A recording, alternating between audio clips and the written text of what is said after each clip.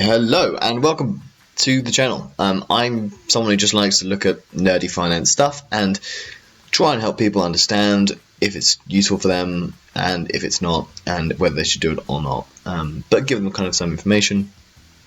All the stuff I go over is going to be in the public domain anyway, but this stuff interests me. So, nobody asked my thoughts, but here they are. There's a new current account that's just come out by Chase, who are a subsidiary of JP Morgan, or a partner of JP Morgan. They're part of the same business. Similar to Marcus, which was the Goldman Sachs version of this. They've just released a high interest savings account.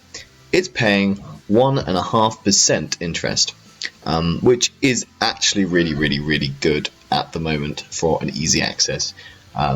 Even for a non-easy access account, that would be pretty good.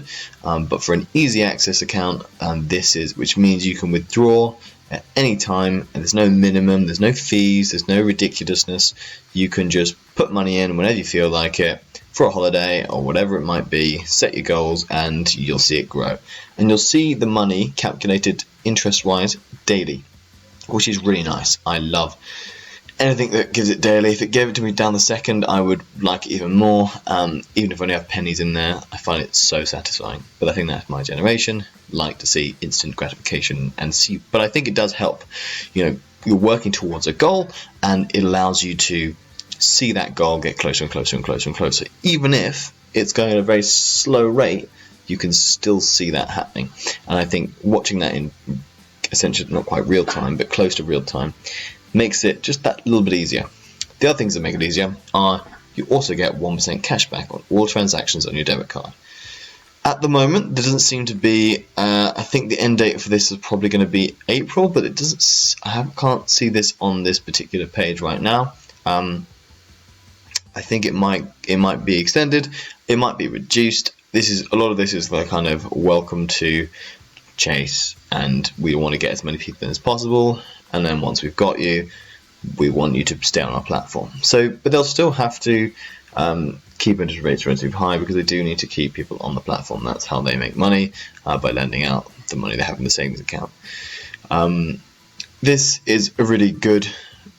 I really like this. The only other part that I need to mention, which is actually probably the best part of the whole thing, is incentivizing you to spend and save at the same time. So the roundup transaction, which you probably use at the moment with Monzo or Revolut if you use them, but also some of the other banks have started to catch on.